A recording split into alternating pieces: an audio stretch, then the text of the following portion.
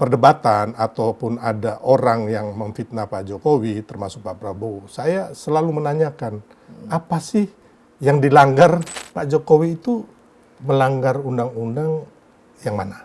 Ya. Melakukan abuse of power yang mana? Ya. Atau korupsi yang mana? Belum pernah ada yang bisa jawab.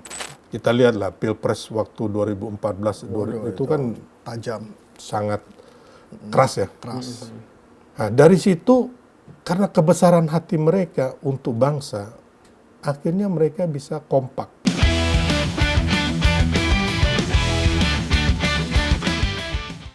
Pemirsa, kembali lagi di Bebas Bicara, sebuah forum yang meresonansikan suara-suara kebebasan di alam demokrasi kita yang akan kita kemas secara lugas dan bertanggung jawab. Bersama saya Arsy Haikal. Dan saya Andi Anggana, dan kini kita kedatangan tamu yang istimewa. Ya, sangat spesial ya, Pak. Spesial banget hari ini. Kita hadirkan buat para penyimak dan pendengar di YouTube kita, dan kita hadirkan Bang Silvester Matutina. Selamat datang, Bang Sil. Terima kasih, suatu kehormatan Bang Andi dan Bang Arsy. Suatu kehormatan saya hadir di sini. Terima kasih banyak. Bang Sil ini, ya kita panggilannya biasa itu Bang Sil ya. Bang Sil ini adalah Ketua Umum Solidaritas Merah Putih dan Wakil Ketua Tim Kampanye Nasional Prabowo Gibran. Iya, benar. Ya, Bang Sil, satu kehormatan banget Bang Sil hadir ke sini. Katanya ingin buka-bukaan nih, Bang. Nah, yang penting jangan buka baju ya. Karena apalagi buka celana jangan. 2 minggu ini nih, wow, Bang Sil ini memenuhi timeline. Menjadi buah bibir. Buah bibir, Bang Sil ya. Kemudian menjadi, wah kita nggak bisa spill namanya ya. Tapi menarik kalangan politisi ya. Dan menariknya segini, Bang Sil itu adalah salah satu orang yang menurut saya ya, yang berani, Bang Sil. Di apa ya? Banyak kan pendukung Jokowi ya. Tapi menurut saya Bang Sil di periode terakhir Pak Jokowi 1 bulan terakhir Bang Sil ini seperti kayak ngegas. Rising star. Iya, rising star. Bang Sil ada di mana-mana, di media mainstream, podcast dan lain sebagainya, dan ada pertanyaan yang menurut saya pantas ditanyakan Bang Sil. Sebenarnya Bang Sil ini mau apa sih untuk kemudian mengeluarkan itu semua, dan kenapa Pak Jokowi harus dibela segitunya, Bang Sil? Ya, kita melihat, terima kasih. Ya, kita melihat bahwa Pak Jokowi ini adalah satu sosok orang baik, orang benar, yang sampai hari ini kita belum dapatkan beliau ini korupsi. Atau juga melakukan abuse of power. Dan saya dan mungkin banyak masyarakat, termasuk Pak Prabowo, ya kan, menginginkan Indonesia ini untuk menjadi negara maju, bukan negara gagal. Jadi kesamaan ini dulu yang saya melihat bahwa Pak Jokowi punya tujuan besar itu, begitupun Pak Prabowo. Tujuannya mulia itu. Ya, jadi beliau benar-benar kerja keras, kerja, dan mencintai bangsa dan rakyat ini. Dan beliau sendiri akhirnya bersama kami mendukung Pak Prabowo yang notabene juga sebenarnya mempunyai visi, misi, dan hati yang sama agar Indonesia ini menjadi negara maju, bukan menjadi negara gagal seperti yang terjadi di negara-negara Amerika Selatan atau negara Afrika yang tidak bisa mengelola bonus demografi untuk mencapai kemajuan buat negaranya masing-masing. Dan kita lihat tekad yang ada dari Pak Jokowi dan Pak Prabowo ini klop, sehingga saya sebagai anak bangsa, saya melakukan semuanya hal ini melalui Pak Jokowi dan Pak Prabowo. Karena ini demi anak cucu kita. Makanya saya selalu di berbagai media ataupun saya mewartakan kebenaran. Saya belum pernah, ya mudah-mudahan tidak ya, membuat statement atau mengeluarkan pernyataan yang bernada fitnah, hoax, dan sebagainya, kebencian atau merendahkan orang. Tapi intinya selama ini saya selalu ketika ada perdebatan ataupun ada orang yang memfitnah Pak Jokowi, termasuk Pak Prabowo, saya selalu menanyakan, apa sih yang dilanggar Pak Jokowi dan Pak Prabowo gitu loh. Dan sampai hari ini orang-orang hebat, orang-orang pintar itu ya kan tidak pernah memberikan jawaban atas pertanyaan-pertanyaan saya. Karena memang mungkin nggak ada gitu loh. Padahal kita tahu ya Pak, bahwa Pak Jokowi kan selama 10 tahun ya, itu kan legasinya bagus Pak. Banyak. Mungkin bisa diceritakan. Ya kalau kita lihat legasi Pak Jokowi ya, mulai dari infrastruktur, ya kita lihat berapa ribu jalan tol, jalan nasional, jalan desa, belum lagi pembangunan waduk, pembangunan pelabuhan, bandara, terus termasuk juga Pak Jokowi itu mengeluarkan beberapa kartu-kartu yang kartu Indonesia Pintar, ya kan, Indonesia Sehat, ya. kartu Indonesia Sehat, KJP, ya kan, yang itu sangat membantu rakyat kita puluhan juta orang. Nah, ya kan, termasuk juga capaian-capaian Pak Jokowi itu kita lihat sekarang kemiskinan akut kita, kemiskinan absolut itu menurun. Terus kita punya pertumbuhan ekonomi saat ini dibanding negara lain itu, termasuk di negara-negara Asia ataupun negara-negara bahkan negara G20 termasuk yang paling bagus di angka 5% Stabil ya. kalau Apalagi bisa ketika disebut. COVID, pemerintah Jokowi Ma'ruf ini berhasil menjaga stabilitas itu gitu. Ya, walaupun kita waktu COVID itu pernah pertumbuhan ekonomi kita kan kalau nggak salah minus 2,8 atau berapa ya. Tapi akhirnya kita bisa recovery.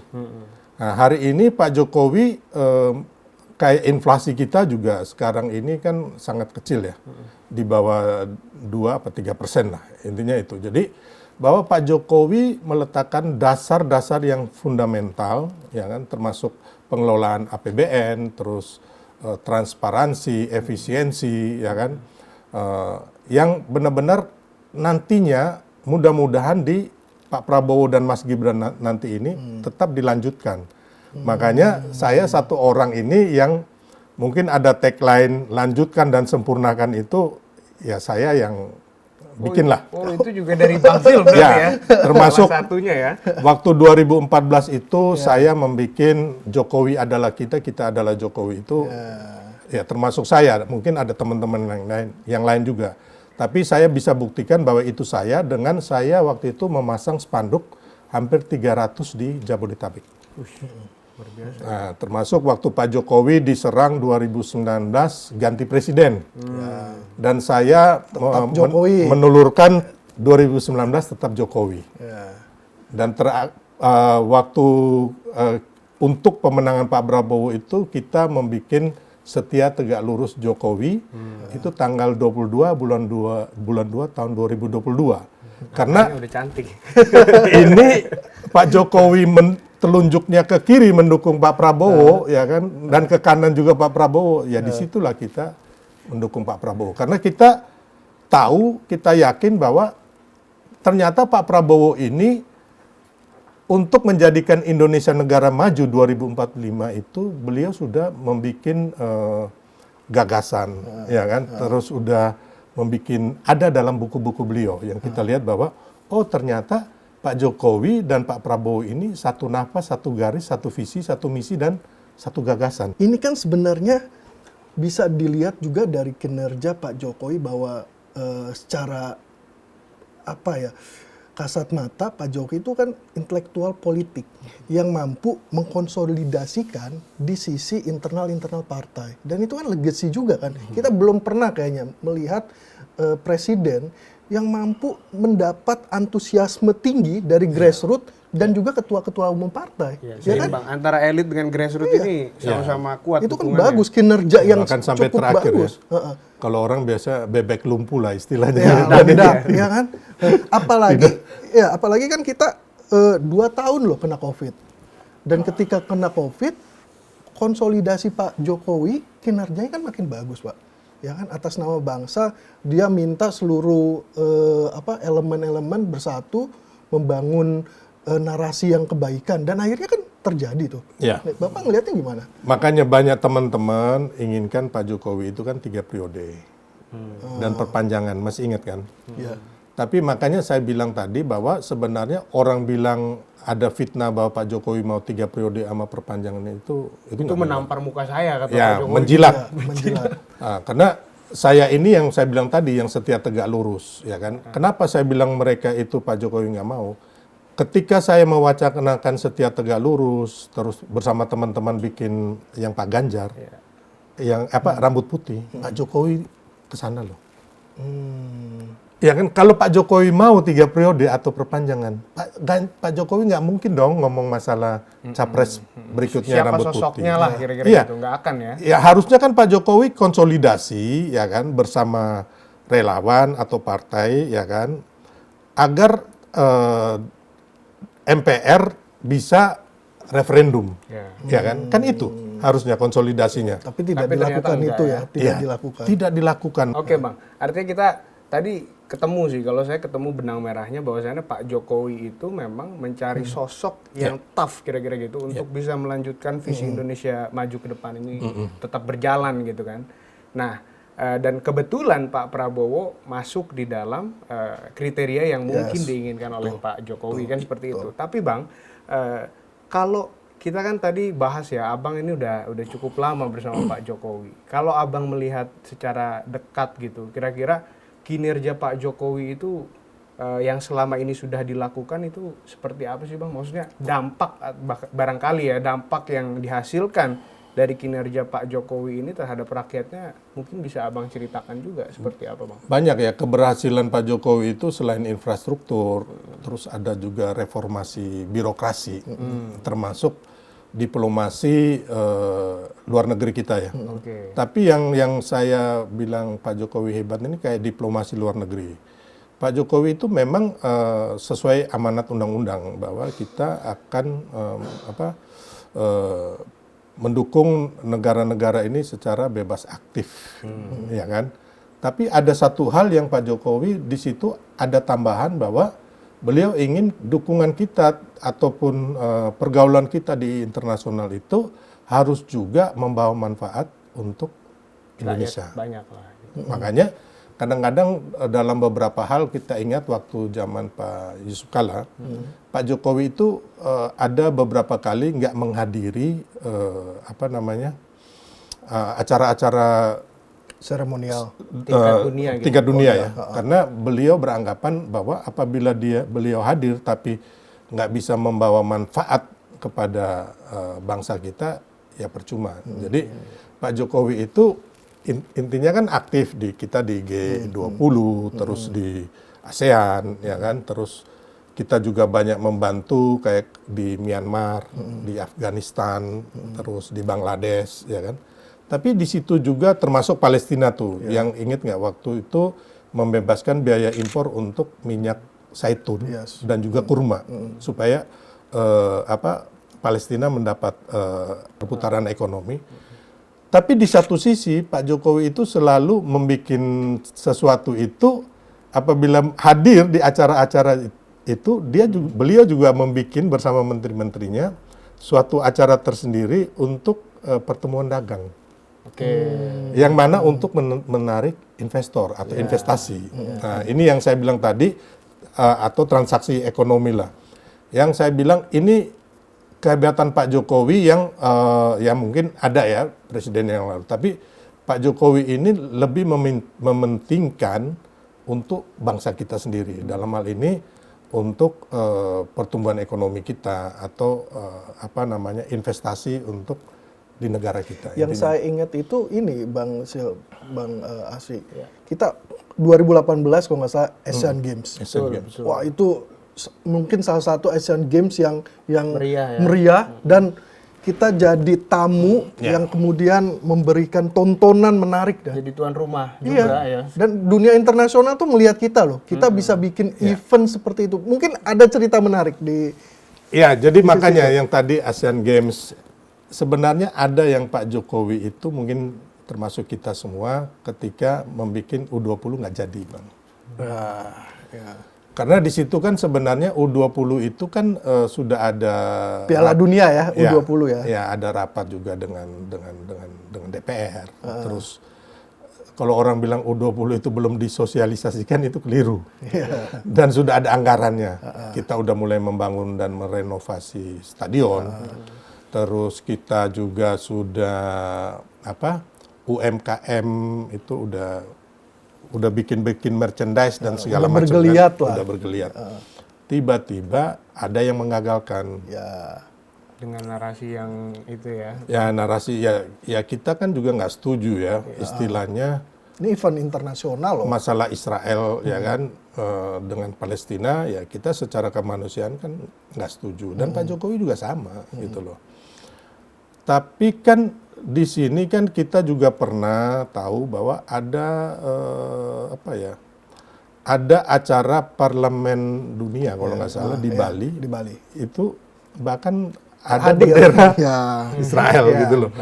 Jadi kan Ini nggak heboh ya? nggak heboh. Makanya saya tuh heran tiba-tiba ada orang, dia seorang gubernur yang di atasnya presiden, tapi dia kok subordinasi dari presiden gitu. Jadi ini kan menurut kita ya kan sebenarnya kan bisa dikelola dengan baik gitu loh. Toh supaya isu ini nggak merembet kemana-mana gitu loh. Gimana kayak caranya? Tercapai win-win solution. Ya lah, gitu loh. ya, Bang. Toh kita pun mengutuk keras. Pak Jokowi sendiri mengutuk keras atas perilaku agresi dari Israel gitu loh. Kita semua setuju untuk Dan itu. kita pada poin itu semua sepakat mendukung Sepakat. Palestina. Iya. Tapi kan ada juga waktu yang saya bilang tadi ada bendera Israel bos di Bali, gitu loh. Bang, tapi gini Bang, kalau tadi Bang Angga tadi udah mulai soal Pak Jokowi waktu itu pernah bikin Asian Games, kemudian Asian Para Games, ini kan juga di waktu yang berdekatan ya. Kemudian terakhir ada G20, terus juga ada World Water Forum gitu kan. Iya, World Water Nah artinya ini Ada MotoGP. MotoGP Mandalika. Artinya Mandalika. banyak event-event kelas internasional yang dibuat di Indonesia. Nah, maksud saya begini Bang, ini kan secara nggak langsung juga meningkatkan marwah Indonesia di mata internasional dalam khususnya dalam ranah diplomasinya kan begitu. Tapi yang mungkin Abang bisa ceritakan yang banyak orang nggak tahu barangkali gitu ya, apa sih yang diramu oleh Pak Jokowi sehingga bisa sukses menggelar itu begitu. Ini juga dampaknya kan banyak. Akhirnya UMKM menggeliat ya kan, perputaran ekonomi, meningkatkan cadangan devisa dan lain-lain lah. Tapi kan di situ ada sosok yang menjadi kingmaker mungkin gitu ya Bang Angga ya. Betul. Iya. Jadi memang Pak Jokowi itu memang pemimpin yang nggak berjarak ya. Terus yang kedua beliau juga sangat detail dan juga beliau juga bisa mengetahui dampak yang terjadi apabila kita melakukan event-event yang baik dan bagus ini, termasuk dampak ekonomi, sosial, budaya dan sebagainya. Nah, dan Pak Jokowi sendiri contoh untuk yang U20 itu beliau sendiri mengecek itu rumputnya bagaimana. Oh sampai Iya. sedetil itu. Sedetil itu. Makanya saya bilang tadi tentu sebagai pemimpin ya kan, walaupun Pak Jokowi juga mengutuk agresi Israel ya kan, tapi kan ini untuk kepentingan Indonesia juga gitu loh. Ya kan? Yang akhirnya membuyarkan kita lihat ya dari iklim investasi. Terus iklim pariwisata kita, ya kan, termasuk dunia sepak bola, ya kan, termasuk dunia UMKM. Dan ini sangat merugikan sebenarnya. Makanya itu tadi akhirnya Presiden melihat bahwa sebenarnya sosok yang mau memajukan bangsa, ya kan, dan sosok yang kuat yang tidak bisa diintervensi oleh pemilik partai ada di Pak Prabowo. Dan kebetulan yang kita lihat juga Pak Prabowo dan Pak Jokowi ini orang yang mempunyai besar hati. Dari mereka rival, kita lihatlah Pilpres waktu 2014 itu kan Tajam. sangat keras ya. Keras. Nah, dari situ karena kebesaran hati mereka untuk bangsa, akhirnya mereka bisa kompak. Dan saat ini kalau saya bilang solid dan saling jatuh cinta, Bang. Betul. Jadi kalau ada orang yang mau mengadu domba, kayak sekarang Fufu Fafa. Nah, itu Itu baru saya mau ngomong ke situ. baru mau. Itu gimana tuh Bang? Nggak ada ngaruhnya sama sekali ya. Pak Prabowo juga nggak pusing, Pak Jokowi juga nggak pusing, Mas Gibran juga nggak pusing kan. Karena sampai saat ini kan baru katanya gitu loh, ya kan, belum terbukti gitu loh, ya kan. Taruhpun umpama ya, menurut saya selama saya bergaul dengan Mas Gibran atau Mas Kaisang, mereka ini adalah suatu sosok yang sopan. Ya, ini bukan saya mau menjilat ya, karena saya nggak pernah menjilat mereka, Bang. Sampai saat ini saya nggak pernah minta proyek atau pernah minta jabatan, itu nggak. Di sini nggak boleh menjilat Pak, yang penting bebas bicara. Bebas bicara. Jadi, makanya saya bilang di sini saya melihat mereka suatu sosok yang sopan. Contohnya kalau saya kan hampir 6 bulan lebih ya, bareng kadang sama Mas Kaisang, sama Mas Gibran, ya kan. Kalau umpama berjalan aja, umpama kita di belakang, Mas Gibran, abang di depan, monggo. Terus kadang kalau makan gitu kan, walaupun kita di belakang dicariin gitu loh. Dan bukan hanya saya, semua ajudan, pas pampres, teman-teman media gitu loh. Dan saya lihat mereka nggak pernah berkata yang kasar ya, yang kasar. Ya, yang kita lihat kan sampai kayak Mas Kaisang, istrinya Erina gitu loh, dibilang bau ketek, maaf ya Bang ya. Yang kita lihat bahwa Erina ini bukan penyelenggara negara atau orang politik. Ya kan? Saya itu membayangkan kalau saudara kita perempuan atau ibu kita digituin gimana gitu. Ya kan? Ini kan menurut saya sudah keterlaluan juga gitu loh, ya kan? Tapi masuk ke Mas Gibran ini menarik nih Bang Asy. Ada pertanyaan yang mungkin bisa dijelaskan oleh Bang Sil. Saya ngelihatnya gini Bang, ketika Mas Gibran tampil di debat ya, itu sebenarnya membantu Pak Prabowo. Jujur, saya ngelihat ketika Pak Prabowo tampil debat pertama, kedua, ketiga, mungkin ketika masih ada yang mengunggulkan lawannya. Tapi ketika Mas Gibran tampil loh, kita ini kayak di luar prediksi loh. Iya. Ya kita mungkin ya merasa mengkhawatirkan, pasti lebih downgrade dari lawan-lawannya. Ternyata mampu mengungguli. Nah, dari kacamata Bang Sil nih ya, dari dalam ya, lingkaran yang paling dalam katanya sering ngobrol dan lain sebagainya. Ini seperti apa ini Mas Gibran nih? Mas Gibran itu orang yang smart. Terus dia itu sangat mandiri. Kadang-kadang beliau itu nggak mau bawa-bawa nama Pak Jokowi ya, kadang-kadang. Tapi kan ini kan melekat ayahnya gitu loh. Yang saya lihat hanya Mas Gibran ini memang kesannya kurang banyak bicara sebenarnya. Tapi pas debat kayak Ya. menguasai lapangan loh. Makanya Kadang saya bilang, aneh juga saya pas gini. di depan biasa diem, ya Ya. mohon maaf ya kan, diem Itu tapi saya, pas saya curiga Bang Sil Gimana ini itu? ada di sebagai salah satu coachingnya Bang Angga, makanya jago kan? iya, nah, mungkin Bang Sil coachingnya juga. Jadi gini, sebenarnya ada yang bilang coachingnya ini, tapi sebenarnya pada dasarnya Mas Gibran ini sosok yang smart. Oke. Ya, kalau kita lihat kalau saya melihat orang itu dari capaian, bukan hanya sekedar bicara ya. Capaiannya itu contohnya bagaimana beliau dari awal membuat cili pari itu, ya kan, nggak dikasih uang sama bapaknya, tapi dikasih sertifikat untuk diagun ke bank. Setelah itu berkembang. Nah, makanya kadang kan orang laporkan Mas Gibran korupsi, saya ketawa aja gitu loh. Pasti buktinya nggak ada juga kan. Sampai sekarang ini kan nggak ada itu, ya kan. Karena kita melihat bahwa sekarang ini kan banyak anak-anak muda juga yang kaya ataupun berhasil dalam waktu singkat juga. Mereka berbisnis startup, berbisnis waralaba atau franchise untuk kafe dan sebagainya, ya kan. Dan bukan hanya Mas Gibran kan yang cepat berhasil. Ada anak-anak muda kita sekarang kan hebat-hebat semua, ya kan. Jadi dari situ kita bisa melihat bahwa Mas Gibran pun selain smart mempunyai leadership.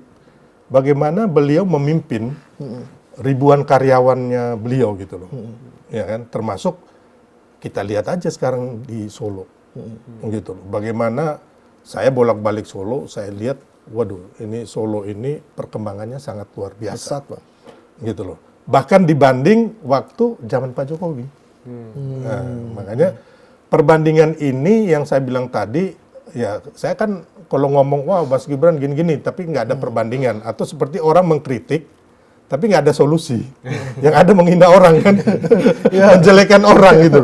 Nah ini kan kalau Mas Gibran ya kan, yang saya lihat tadi bahwa apa yang mungkin sedikit kalau beliau itu di TV ataupun apa, memang ngomongnya mungkin sedikit gitu loh. Bahkan cenderung irit ya.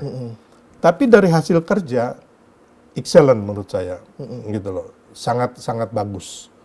Kita lihat bagaimana Mas Gibran ini membesarkan bisnisnya, termasuk memimpin Solo dari situ. Ya, Bang Sil, kalau misalnya sekarang kita forecasting future gitu ya.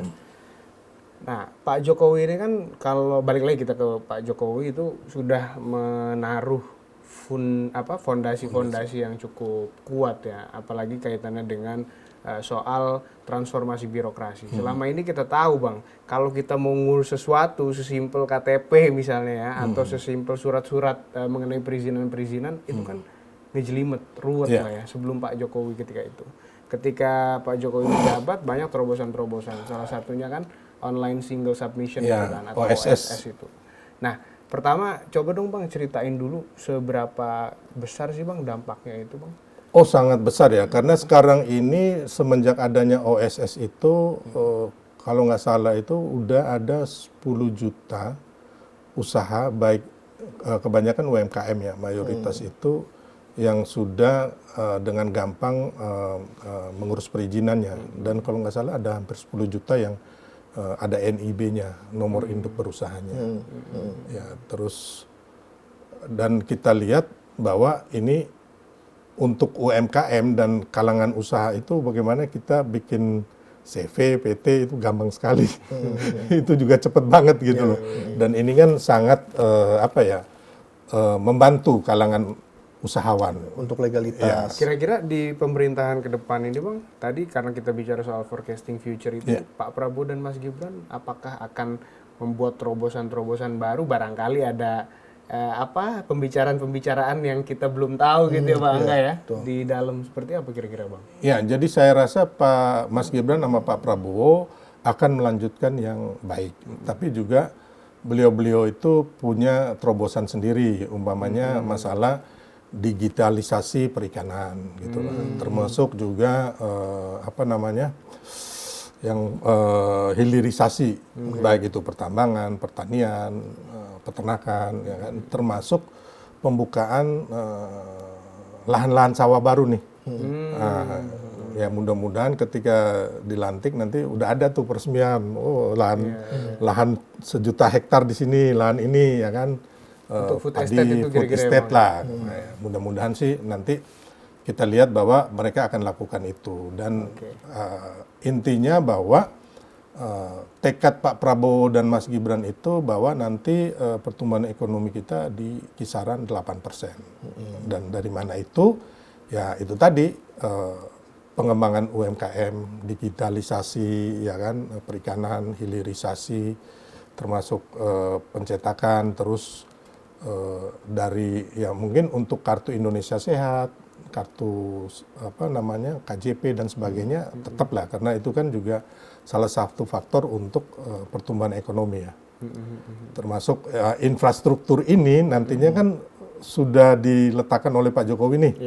Ada bendungan berapa banyak, ada bandara, jalan tol. Nah, ini juga nanti pastinya akan meningkatkan pertumbuhan ekonomi. Karena gini, saya kebetulan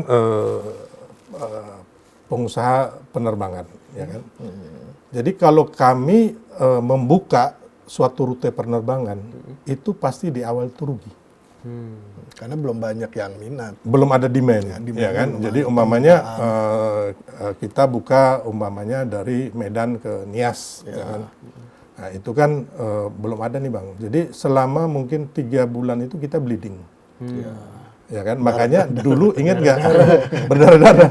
Jadi dulu itu ada beberapa daerah ataupun dari pusat itu ada subsidi untuk penerbangan. Tapi setelah itu berjalan, ya kan, subsidi ini akan dicabut karena setelah itu umpamanya yang pariwisata, ya kan, umpamanya di Nias itu umpamanya ada lautnya gelombangnya bagus. Dengan adanya pesawat berarti wisatawan yang mau surfing dari Australia atau dari mana-mana, dia bisa membawa alat surfingnya gitu Bang. Aksesnya lebih mudah. Ya, dan itu akhirnya kan dari cerita dan sebagainya, akhirnya rute itu akhirnya jadi rute yang ramai dan gemuk. Makanya subsidinya dicabut. Kita yakin bahwa nanti termasuk infrastruktur ini, termasuk waduk-waduk ketika mengairi pertanian, ya kan, otomatis ekonomi kita juga akan bertumbuh. Sama sebenarnya ini ya masuk ke proyek strategis nasional kan. Ya. Jokowi dalam kabinetnya kan punya pemetaan yang menurut saya detail ya soal daerah-daerah strategis, mana kawasan wisata, mana kawasan untuk pertambangan, mana kawasan untuk food estate tadi. Jadi benar-benar itu dikelola secara maksimal ya.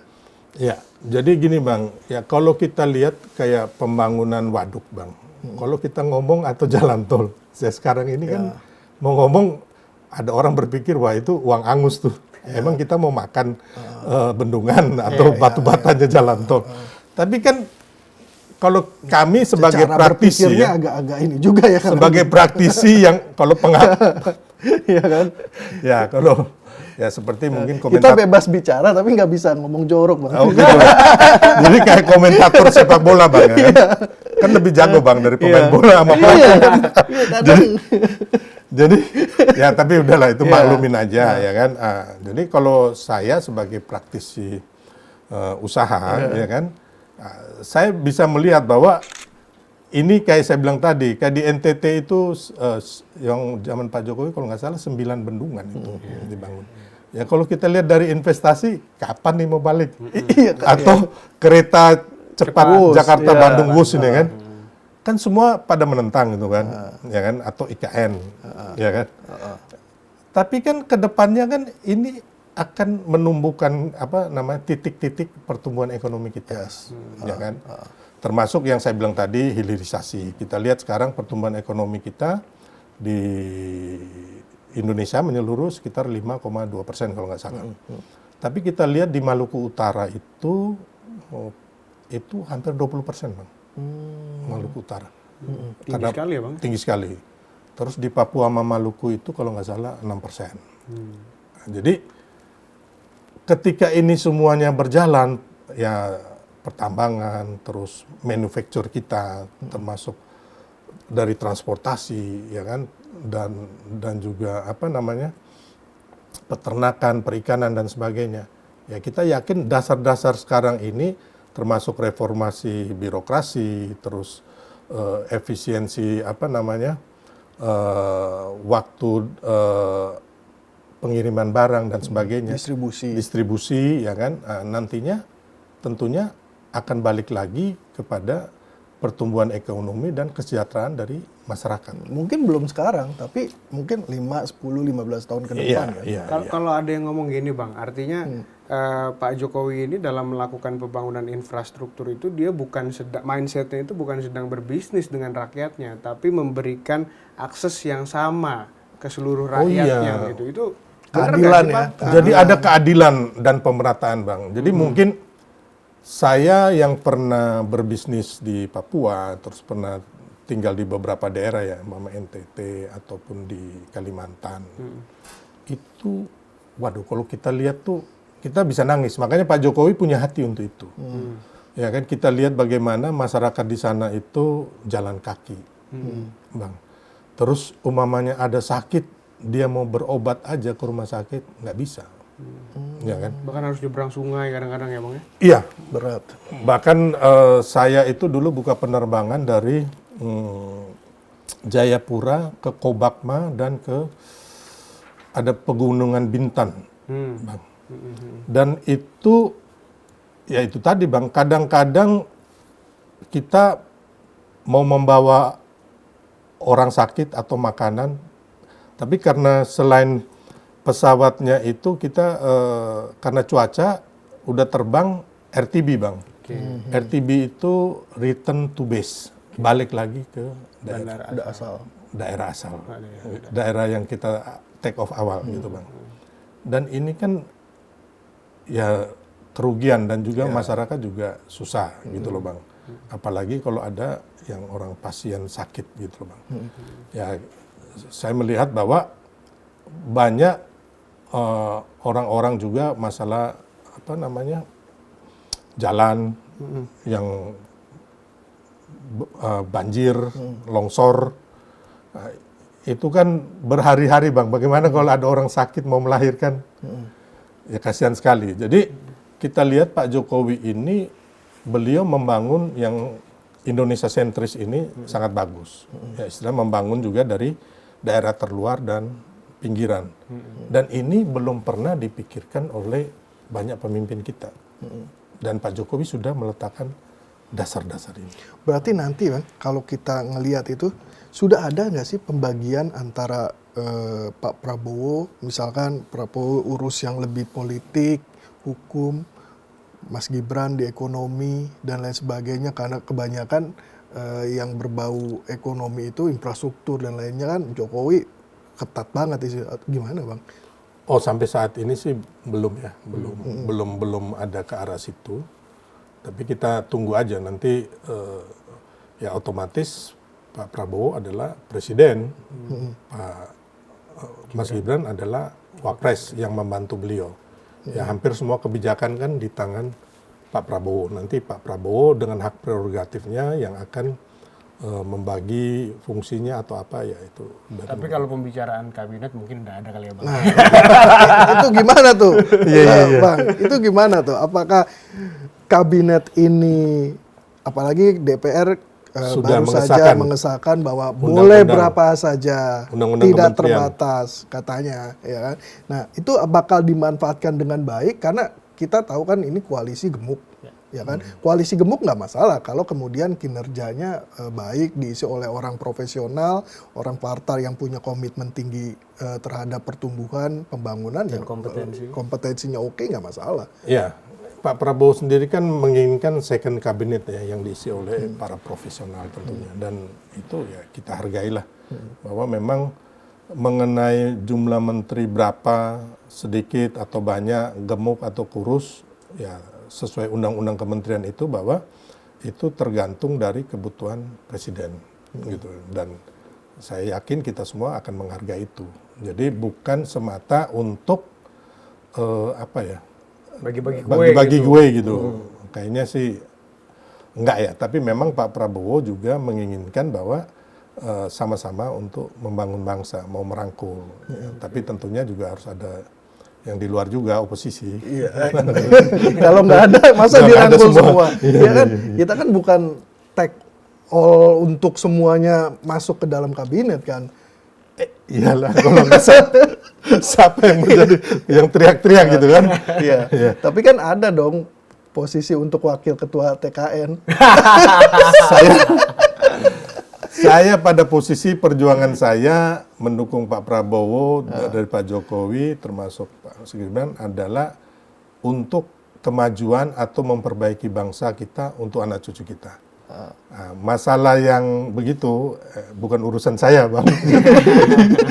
Karena hampir 10 tahun juga ini saya sama Pak Jokowi, walaupun ada bahasa-bahasa bicara mengenai itu, selama ini saya lebih fokus untuk kayak kemarin saya ketua umum dari Solidaritas Merah Putih yang mungkin boleh saya cerita sedikit kegiatannya. Ya, mungkin spill dikit lah. Ya makanya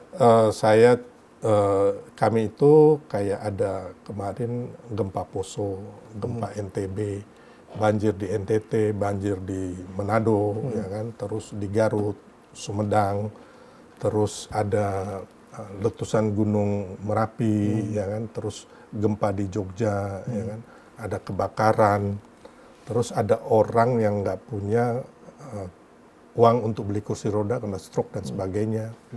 Terus orang yang diusir rumah sakit karena nggak punya uang untuk berobat, hidrosefalus gitu kan. Dilakukan pendampingan dan segala Ya, macam. terus waktu COVID saya juga punya ambulans yang untuk mengangkut jenazah atau orang COVID, ya kan.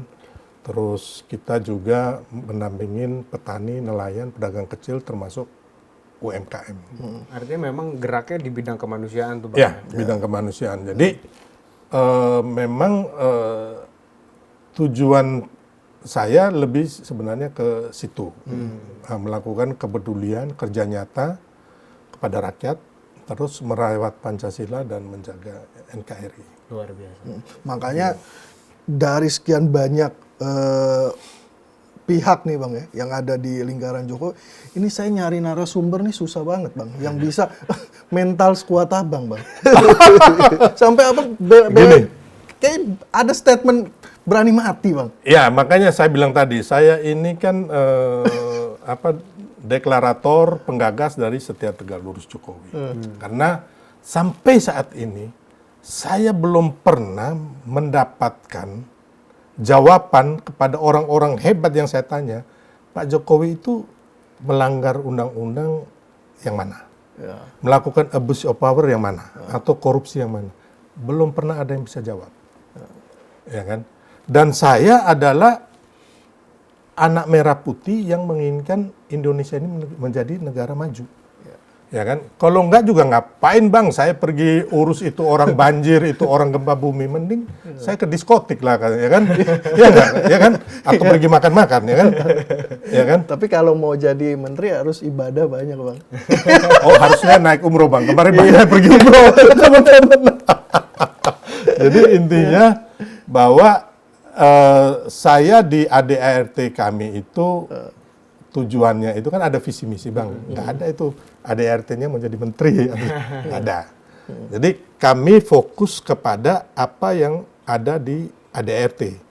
Ya kan? Apa visi misi kami, ya kan? Itu yang kami kerjakan. Dan bekerja untuk rakyat tentunya. Iya. Karena yang saya bilang tadi, makanya kalau orang bilang saya penjilat, gila nih ya kan. Saya ini ya kan turun waktu banjir, turun waktu gempa gitu loh. Tidur, wah kadang-kadang itu Bang tahu sendiri kan kalau ke daerah-daerah begitu. Terus gendong-gendong ya orang yang lumpuh lah. Terus kadang saya harus berhadapan dengan, mohon maaf ya, preman atau aparat oknum ya. Yang ketika mereka meminta jatah kepada pedagang kecil gitu loh. Ya kan, termasuk saya juga mungkin abang mereka ingat waktu dulu ada spanduk dilarang menguburkan orang kafir. Itu saya copot-copotin tuh dari samping-samping tempat ibadah. Terus ketika ada orang yang mengintimidasi anak bangsa yang lain karena berbeda pilihan politik, saya tampil di situ Bang. Gitu. Termasuk kasus tanah-tanah rakyat. Ya. Kalau mau cerita itu Rempang itu Bang, itu orang tahu sebenarnya saya itu Bang. Oh iya. Ya. Berarti gini Bang, mungkin terakhir harapannya Bang buat pemerintahan Prabowo Gibran ini ke depan 5 tahun menurut saya sudah disiapkan dengan baik oleh Pak Jokowi, tapi Prabowo Gibran juga butuh kerja ya, nggak boleh leha-leha. Itu harapannya gimana? Singkat aja. Harapannya bahwa Iya. kita berharap Pak Prabowo dan Mas Gibran menuntaskan semua janji kampanye dan juga visi misi termasuk gagasan yang mereka berikan kemarin ke rakyat. Dan saya bersama rakyat akan menagih itu. Ya kan? Yang kedua, apa yang sudah dilakukan Pak Jokowi yang tentunya baik ini ya pastinya harus kita sempurnakan. Dan yang paling penting menurut saya Pak Prabowo dan Mas Gibran tetap mencintai rakyat dan tetap bawa keinginan besar mereka untuk memajukan Indonesia seperti halnya Pak Jokowi dan kita semua itu tetap menjadi guidance, tetap menjadi rambu-rambu mereka lah. Mungkin harapan kita semua pemerintahannya lebih bagus ya. Ya, Kemudian janji-janjinya ditepatin. Ya, dan satu lagi sih Bang, kalau Abang jadi ya jangan lupa mampir ke sini kita ngopi bareng. Jadi apa ini? Tapi yang paling penting Bang, jadi apa ini? Terus yang paling penting Bang, Ya, kalau bisa korupsi berantas benar-benar. itu Kan Pak Prabowo juga udah statement ya waktu itu ya. Iya. Koruptor akan saya kejar sampai ke Nah, lubang itu. tikus kira-kira gitu Iya. ya. saya kira ininya jenderal lapangannya udah ada. Nah, nih. itu. Dan kalau, Ini udah kalau ada di bisa sini, kan? undang-undang perampasan aset dan uang kartal juga Percepat. Pak Prabowo dan Mas Gibran kan ada partai banyak yang mendukung nih. Itu.